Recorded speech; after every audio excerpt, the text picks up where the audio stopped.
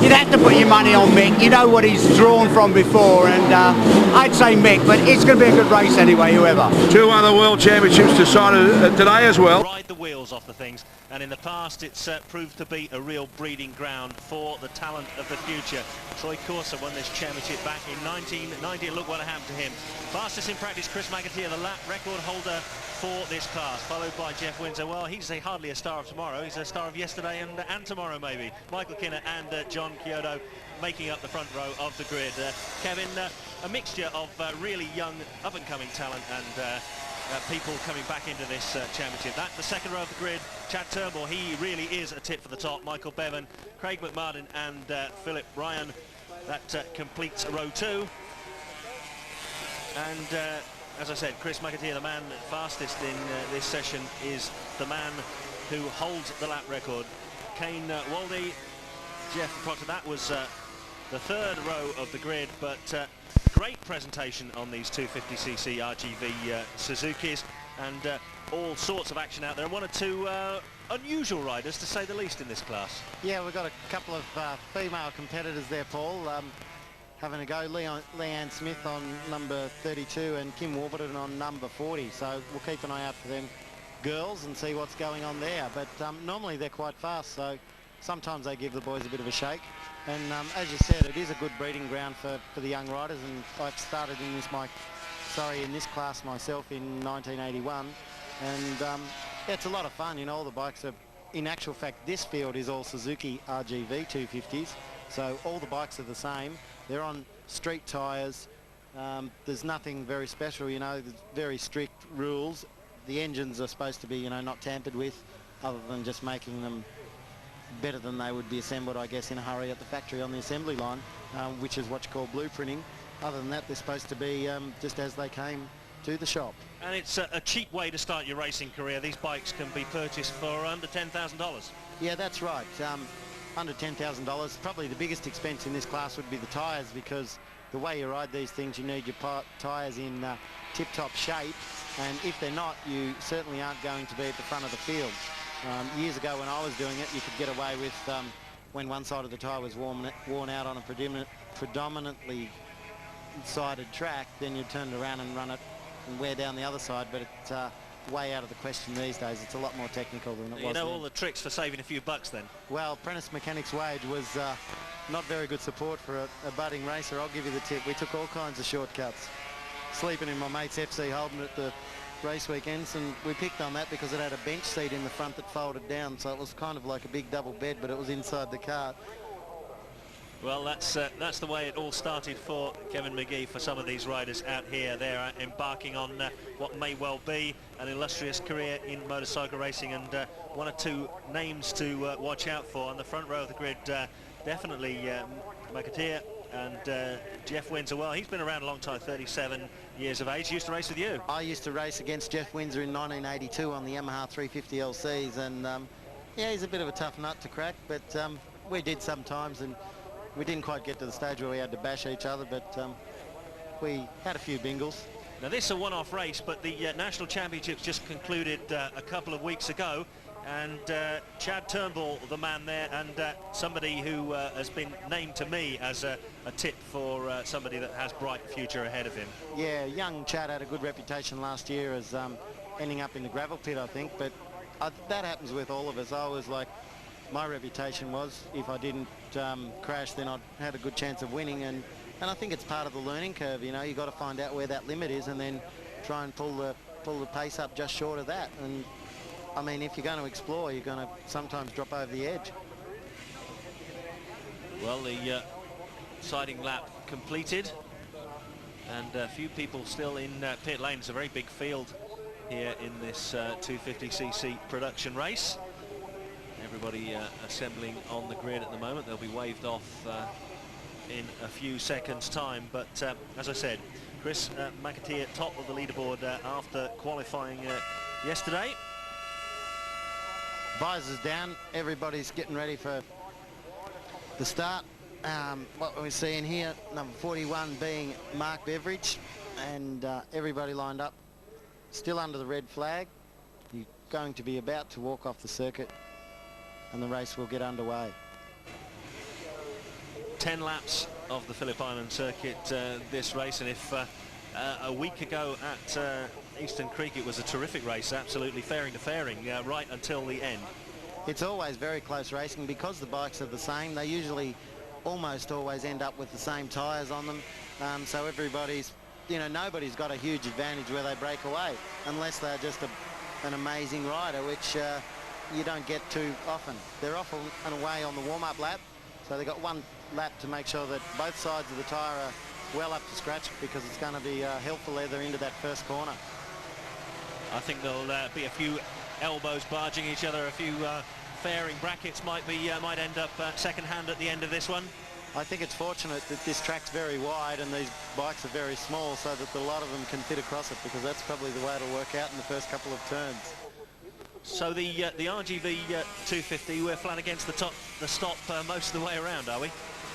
Yeah, it wouldn't be far short, but they go past these little 250s now. They're looking at about 220 kilometres an hour, so they're not slow by any means. But as we said before, you know, trying to get one of these around faster than anybody else, you got to keep that throttle against the stop for a long time.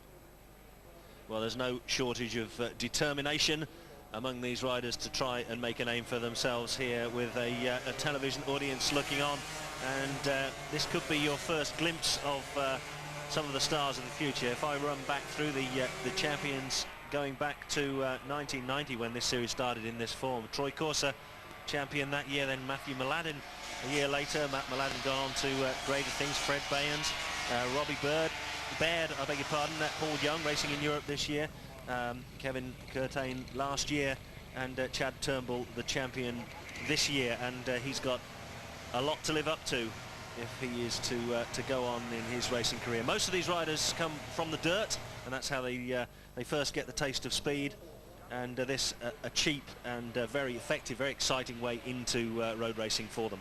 And a good way, Paul, to learn people in the higher classes where these guys want to be going to, and finally end up getting paid to do it professionally, is what most of these young guys here are chasing. Sometimes there's an occasional older guy out there that just enjoys racing a motorcycle, you know, instead of going crazy on the road.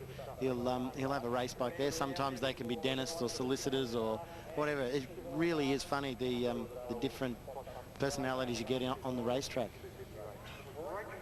Well, the competitors just making their way back to the starting grid. We're moments away now from the start of this 10-lapper 250cc production race, the first actual event of the Phillip Island World Superbike Championship round here at Phillip Island.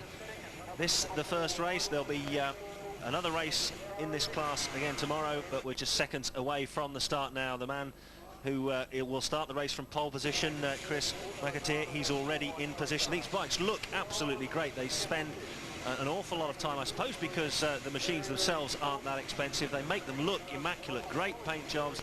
They're always very well turned out, and that bodes well for the future too, because it's good that these guys take a pride in the appearance of the machine. There's a gap there on the front row of the grid. I don't know whether that's somebody who's disappeared. Who would that be? That will be Michael Kinner. But the man with the red flag moves to the side. The lights go green. They charge off down towards the first bend. It's a good start from Jeff Windsor, using all the racecraft of his 37 years. He's been about a long time. He knows what it's about. But he got the drop away from the start, but tipping it right-handed into the first one. It's Chad Turnbull. Chad Turnbull up the inside there of Jeff Windsor. Someone getting around the outside of Jeff Windsor there.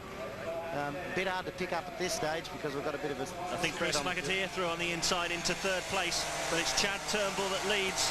Windsor in second spot. Chad and Chris McAteer in third position, followed by 21 John Chiodo. Yeah, John's another older gentleman that is a businessman in motorcycling, and coming down into Honda Hairpin, this big braking area. McAteer having a little bit of a look up the inside, yeah, and he's up the inside of Jeff Windsor, around through the Honda Hairpin, back out to Siberia. Big bunches down the back,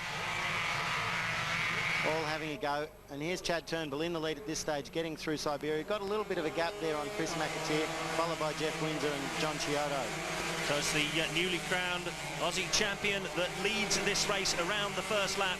Chad Turnbull, just 19 years of age. And Turnbull has already opened up just a few bike lengths advantage over the pole position man and the lap record holder here at Phillip Island, Chris McAteer. The entire Suzuki field spread out behind them. Up into third place has gone John Chiodo, ahead of Jeff Windsor.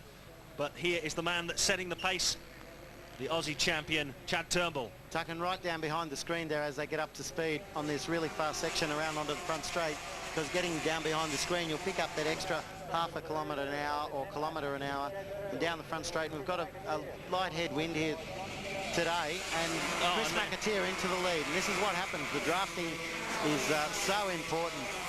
McAteer in the lead. John Chiodo's going to have a look down the inside. No, he can't do it. And Chad Turnbull led onto the front straight, and he's got relegated back to third place. Well, they were three abreast there as they crossed the start and finish line for the first time at the conclusion of that first lap. The man to suffer was Chad Turnbull, back into third place, but the race leader is Chris McAteer, ahead of John Chiodo in second spot. Jeff Windsor still in fourth position, but yet again Chiodo goes into the lead. John Chiodo into the lead, down through under the Foster's Bridge, and we've got Phillip out breaking through on the inside. It's Turnbull that went through there. Terrific stuff. He changed lines about 4 times into that corner, but in the end it was effective for him, and he's already managed to wind on the throttle and pull away just a little bit. A moment there for him though. Bit of a moment there for Chad, and he's got the bit between the teeth, that's for sure. Like, that was a fairly outrageous breaker move, but that's what you do, and it's a great place to do it as well. And it's the two young guys, looks like getting on the gas here. John still clinging to the back of them, with Jeff Windsor still hanging in there. And I think fifth place is Phillip Ryan. He's not all out of it yet, because down the straight once more, John Chiodo up into the lead over the hill and into hand. Ran wide, way wide. Chad Turnbull back into the lead. And McAteer having a look at Chiodo, but he can't quite do it there. But Turnbull's got a bit of a break out of all that mess. That was almost the most awesome outbreaking manoeuvre we're likely to see this weekend, but a bit too optimistic there from John Chiodo. Ran well wide, and there is a 1 minute penalty for number 41. That's Mark Beveridge. Mark Beveridge gets a 1 minute penalty, presumably for jumping the start. John Chiodo into the lead over the start-finish line, but we'll see what happens in the braking area. We've got Turnbull looking way up the inside, getting right across there, but McAteer in second and Chad Turnbull in third still.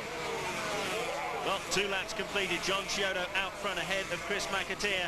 In third spot is Chad Turnbull, and in fourth position Jeff Windsor.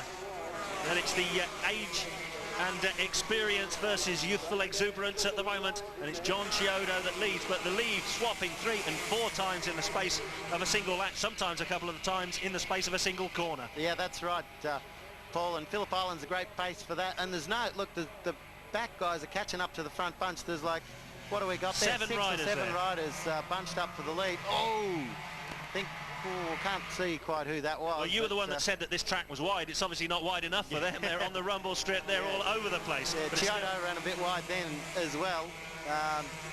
Yeah, this is going to be great racing. And that's the other great thing about Phillip Island. You normally always get good close racing, and that's what we all love watching. Of course, these bikes so evenly matched. There's very little that you can do to them to make them go faster, except build them properly, blueprint the engines, and put them together as carefully as you possibly can. But at the moment, it's Chiodo out front from Chad Turnbull in second spot. Chris McAteer is third. Getting around onto the opening left-handers onto the front straight. We'll see what happens this time. But look, Chad Turnbull's going wide into that last turn, and that's a good line, actually. I like that line. And he should get a good run down onto the front straight there. We'll see what happens down here. But Chiodo's got no slouch at all, and McAteer right into the back. And Phil Ryan, too, man to look out for. They're 2 abreast, all over the line in big heat. Down into the braking area. This will be great stuff. Well, they're 3 abreast at the moment as they dive in. It's Chiodo that gets the drop from that outside line. Chiodo into the right-hander, then flicking it left, but trying to go all the way around the outside is Chad Turnbull. I think that's a bit optimistic, but that'll mean he probably has a tight line coming out. It's still a long way around the outside, even though he's going to have a go. And John's looking right. He runs a little wide sometimes. That could come from a suspension setting or just the way he likes to ride the corners. But Chad Turnbull certainly got the bit between the teeth. He's going to have a go at him down here for sure, at least. Yeah, look at him straight up the inside into the lead before Honda hairpin. John nearly going to get the drive back up the inside on the way out. Yeah, he has. He's got him. Turnbull got him on the way in. Chiodo got him back on the way out, back into Siberia, with Chiodo still in the lead. Well, we're 4 laps into this race so far, and it seems like 40. So much has happened. Absolutely superb stuff out there as they battle for supremacy in this 250cc production race. It's still John Chiodo from Chad Turnbull in second spot. Ryan up into third position now. Phil Ryan qualified on the second row of the grid in 8th position. He's bided his time a little bit, but he's up there now with the leading group, and they're scrapping it out around every inch of this Phillip Island circuit. The inside line there from Chris McAteer, but oh dear, leaning on each other around. Oh, and a moment there from Chad Turnbull. Dear, oh dear, what happened there, Kevin? He just got on he was trying to turn it too tight with the throttle. John was out a little wider. John hangs a little wide, as I said, in those turns, and Turnbull was trying to drive up to be on the outside as they flick into the next left and get the run on him through there and out onto the front straight. Well, McAteer having a look down the inside of Chiodo, but Chiodo's things fast, and he's waving his hand to like get going, and that won't help. Well, the beneficiaries of that moment just then obviously John Chiodo and Chad and number McAteer, I beg your pardon. So much happening. I think I'm going into a bit of brain overload here. Yeah, well, Turnbull's, he's back onto the back of him. It didn't take too long, and I'm sure he'll be having another chat. We've got a replay here. He's up the inside. He's got it tight. The tyres are right on the white line. He's got to stop it and turn it, and to help turn, get on the throttle as well. He's got on the throttle there, lost the back end. It nearly fired him out of the seat. McAteer's gone past him, and what he was trying to do was get the drive up out of there on Jeff Windsor. Now, you'd think that ordinary mortals would that would affect them for a couple of laps afterwards, but it certainly didn't affect him on this occasion. No, just keep biting, and we noticed John Chiodo right up the inside under brakes there into Honda hairpin, and that was to keep Chad Turnbull out, because that's where he passed him last lap. So you cover the hole, and then he's got to find another way to do it. John Chiodo just having a quick look over his shoulder there to see what's going on with Chad Turnbull. And McAteer in the lead now, going over into the S's up to the hay shed. Chad Turnbull having a look up the inside of Chiodo. He's going to take the position off Chiodo. Yeah, he has. He's got him going up over the hill into MG. So we'll see what happens this time. It's the youngsters holding sway at the moment, but I don't know for how much longer. And up the inside there goes Phil Ryan on the number 3 bike, forcing John Chiodo wide and back into 4th place. Out front still Chris McAteer and Chad Turnbull. John Chiodo in 4th place.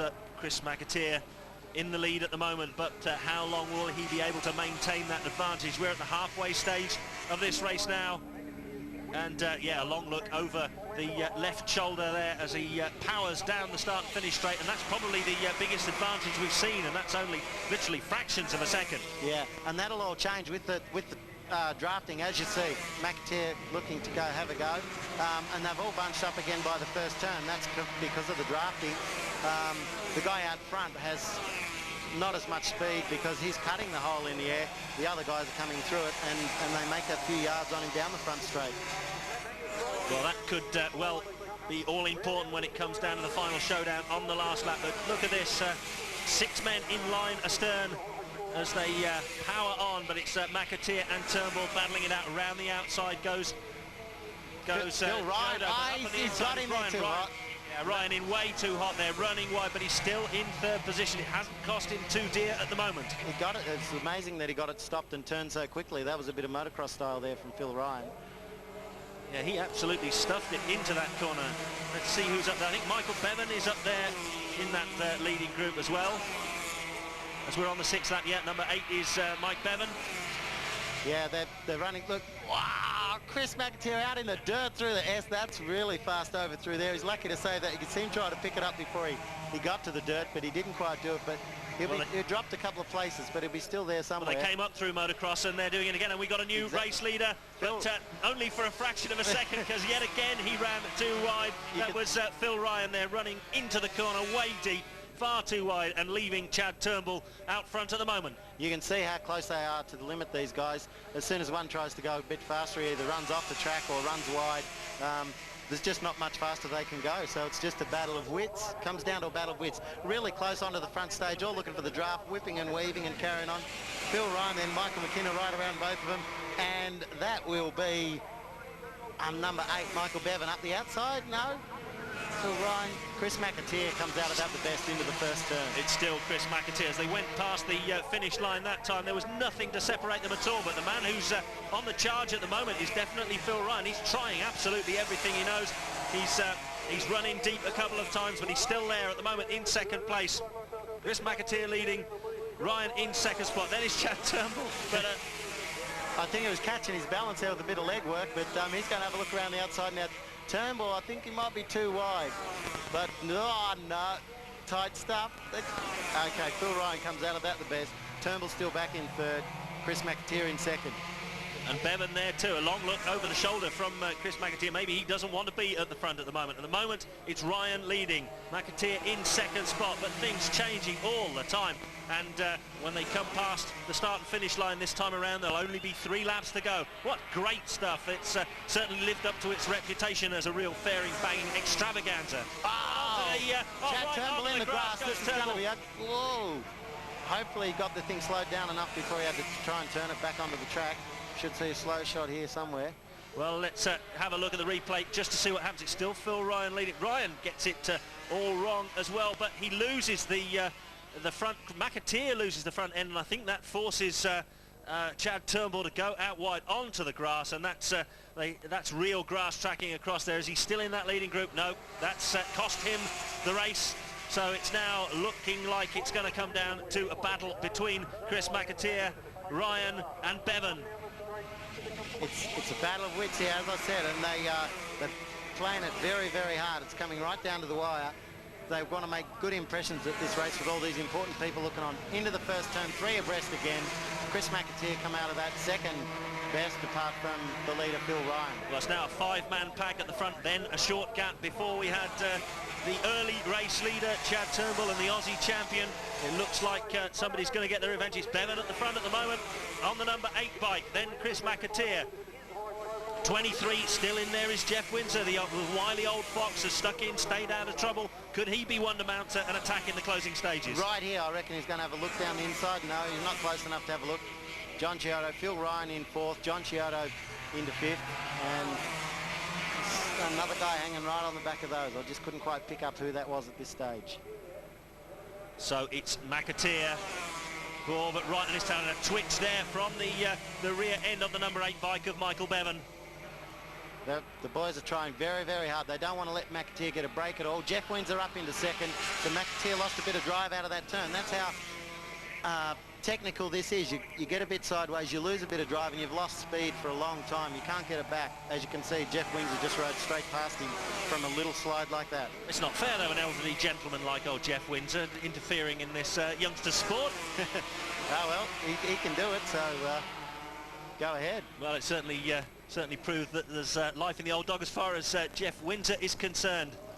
Well, Mel Campbell's about 42, 43 years old, and he still can be the fastest guy in a 600 Super Sports bike. Well, that's right. Motorcycle racing keeps you young, obviously. Meanwhile, out there on the track, it's just spread out a little bit as they cross the line this time with 2 laps of the race to go. Turnbull on the back of the pack, so he's still a threat because he's on the bikes. He'll get a bit of extra speed down the straights with the draft that he'll get from the number 7 down there. Who have we got there? Kane Wardy. Yeah, he's down there at the hairpin. But anyway, Chris McAteer in the lead. Lap 9 of 10, so we've got 1 lap after this. Well, that just what we've just seen proves that there's action all the way down the field. It's not just at the front, all the way down. There's plenty of action, and Chad Turnbull is right back with this leading group. He never says die, does he? No, he does not going to give up. Certainly doesn't. He'll be looking to make a couple of places up in this braking area here, I'd say. Oh, and through on the inside, but running deep goes again. Phillip Ryan up the inside. He's good at that. He does that all the time, and well, now a bit of banging going on there, getting back towards Siberia. The fairings absolutely coming again. They come again, and down goes Ryan. Oh dear, oh dear. Well, 3 into 2 won't go. There were 3 bikes trying to get in the space of where 2 should be, and Ryan goes down, and he'll be kicking himself, desperately disappointed as hard man Jeff Windsor, Michael Bevan, and Chris McAteer. Chad Turnbull's in 4th at this stage. Well, when they come past this line, just 1 lap to go. Let's just have a look at it again. He hits the back of Chad Turnbull's machine, doesn't he? And then he gets squeezed out on the one side by the number 5 bike of Chris McAteer. As I said, 3 into 2 won't go, and the unfortunate victim there was Phil Ryan. That's the end of the road as far as he's concerned. Yeah, when you're leaned over that much too, you can't get on the brakes enough to stop because you're going to lose the front anyway. So you try not to, and then he hit his back wheel anyway. And fortunately, Chad Turnbull didn't come down. So as we saw the other weekend in the Grand Well, here Prix. they come. The final showdown. The last lap starts here as they cross the line. It was just Jeff Windsor who got the last lap board first, but he immediately is passed by Chris McAteer, number 5, as they dive into the first corner. It's Chris McAteer that leads Jeff Windsor in second spot, and they're riding the wheels of these things in an effort to get around this final lap quickly. Who's your money on, Kevin? McAteer's looking good at this stage, but the run to the line will be interesting. It'll depend on how fast they come onto the, how far apart they come onto the front straight for the last time with the draft. Chad Turnbull's ready to have a look at Windsor, I'd say, down in the braking area into Honda, and then I believe he'd be able to work McAteer on the back of the circuit. Yep, Chad Turnbull back up into second place. Michael Bevan around the outside of Jeff, trying to get around the outside of him into third, but no, I don't think he'll do it. No, Jeff's got him. Jeff's still in third. A truly amazing comeback this from Chad Turnbull. He's come from an awful long way back, and after that amazing grass tracking episode, he's still in there with a shout. He can still win it. Like, by the end of this section, he may be close enough to Chris McAteer to have a go at him down the hill under brakes into the hairpin. But if he leads onto the straight, will he win it? Because it's a long way from the start of the front straight to the finish line for these little 250s, and Chris McAteer could drop into the draft and get him. Chad Turnbull's aim should be to be on the back of him before the last turn so that he can draft him all the way down the straight and pull out with a bit of a slingshot just before the line and win it by a half a tyre, and that's fine. Well, there we are. That's the McAteer. As far as Kevin McGee is concerned, but it's McAteer at the moment. Chad Turnbull is behind him, but there's a few bike lengths different, and I don't know whether he's close enough at the moment. Oh, a look over the shoulder, a long look over the shoulder from McAteer. He's already waving. Is it going to be a dead heat? Not quite. It's McAteer that wins it. McAteer gets the drop. Turnbull has to settle for second place. 3/4 of a bike length between the two of them.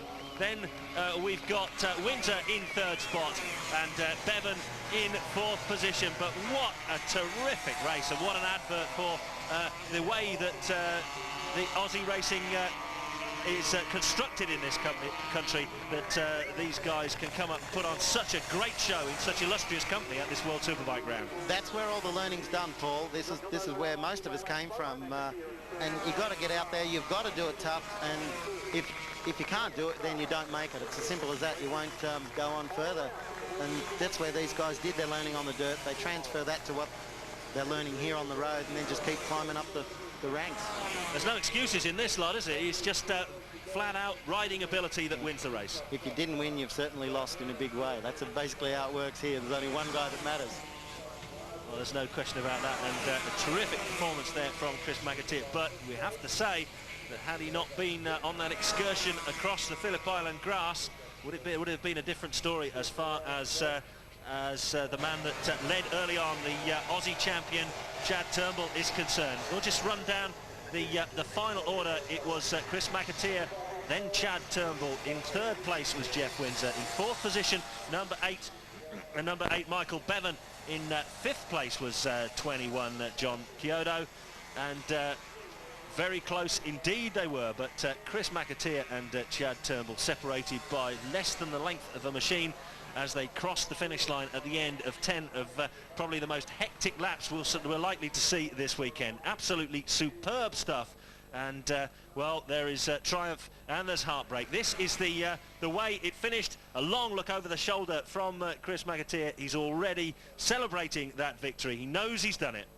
The big wave from Chris McAteer and all the looking around, you know, just lucky that Chad Turnbull was back far enough where he didn't catch him up, because that costs you a lot of speed when you turn your head that much. You'd be amazed at the difference that makes to your terminal speed. Well, victory for some and a great deal of joy, but for others who've not made the full course, it's a long trek back to the paddock, or a long lie down in the grass and a shake of the head. But triumph and tragedy in the space of a single race, Cameron. Paul, that's what the drama here is all about, and I'm sure that Chris McAteer is all smiles under that helmet. One man who also looks very relaxed is Troy Corser, who I caught up with just a few moments ago. He's feeling a lot better now that the bike is set up and he feels that he's closer to race pace, but he is under intense scrutiny, of course, with the World Championship at his beck and call. He just has to ride well to win it, and that is, of course, what all the pressure amounts to. He has just caught up with Warren Smith, who asked him about the championship race and the best year of his career so far.